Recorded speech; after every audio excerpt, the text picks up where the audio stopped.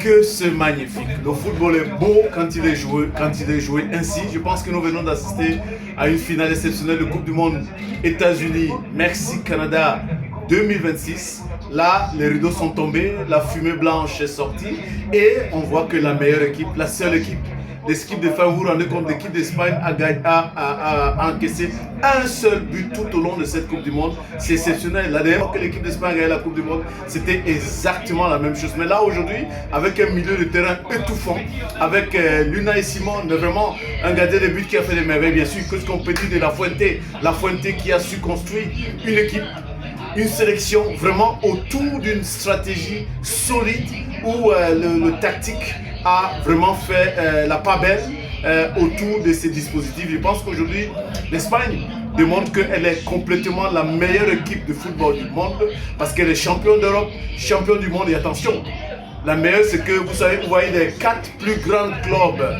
au niveau de la Premier League qui est le plus grand championnat du monde. Les 4 entraîneurs de ce meilleur club de la Première Ligue sont d'origine espagnole. Vous voyez bien que là, le football espagnol est en train de planer autour du monde et ça, c'est magnifique. Je pense que là, c'est le football qui a gagné, c'est le beau jeu qui a gagné, mais surtout, de voir le talent, de voir le collectif, de voir la tactique, de voir les dispositifs d'un entraîneur prendre le dessus sur les individualités. Je pense que cette équipe espagnole fait la particularité. Je vous assure, dans 2 semaines, je suis à Madrid, à Barcelone. Je suis là dans 2 semaines. Dans 2 semaines, je suis là à Madrid et on va partager ce moment exceptionnel de cette Coupe du Monde. La fête va continuer. Je voulais remercier mon frère, l'ambassadeur Juan Pedro de l'Espagne, ici à Yaoundé, bien sûr, le représentant de la Ligue de l'Afrique centrale, Georges, et toute cette grosse équipe qui travaille aujourd'hui, Leandre Zé, l'attaché de presse.